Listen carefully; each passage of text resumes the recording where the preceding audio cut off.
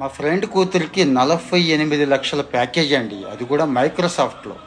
తనేమో టాపర్ ఏమో అనుకుంటున్నారేమో, ఐఐటి ఐఐఎం అనుకుంటున్నారేమో. ఇదేమీ కాదు. Just normal student, normal engineering college from Hyderabad అండి. ఎంసెట్లో 10,000 లోపు ర్యాంక్ వచ్చింది. కంప్యూటర్ సైన్స్ తీసుకుంది. అయితే అందరిలా కాకుండా తీసుకున్న రోజు నుంచి కొన్ని చిట్కాలు ఫాలో అయ్యింది. నేను అడిగాను, ఆవిడ చెప్పిన అన్ని విషయాల్లోనూ నాకైతే బాగా ఒకటి నచ్చింది.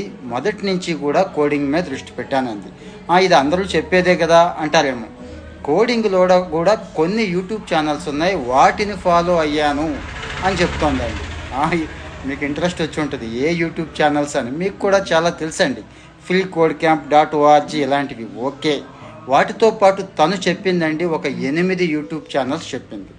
చెప్పడమే కాదుండే, వీలైతే ఫుల్ స్టాక్ మీద దృష్టి పెట్టండి అని, వెబ్ డెవలప్మెంట్తో పాటు ఫ్రేమ్వర్క్స్ మీద, మొబైల్ యాప్స్ మీద కూడా దృష్టి పెట్టండి అని చెప్పి తనే మీలాంటి స్టూడెంట్స్కి చెప్తోందండి. సో కాలేజ్ లైఫ్లోనే, కాలేజీలో ఉండగానే ఓ 10, 25, 50 లక్షలతో ప్యాకేజ్ కావాలి అనుకుంటే తప్పదు. మరి చిన్న చిన్న త్యాగాలు చేయాలి, కొద్దిగా నేర్చుకోవడానికి ఇంట్రెస్ట్ చూపించాలి. విషయం ఏంటంటే అవన్నీ కూడా నేను మీకు ఇక్కడ ఇస్తున్నానండి. కింద డిస్క్రిప్షన్లో ఇస్తున్నాను, బయో లింక్లో ఇస్తున్నాను, బ్లాగ్లో అయితే కంప్లీట్ లింక్స్తో ఇస్తున్నాను.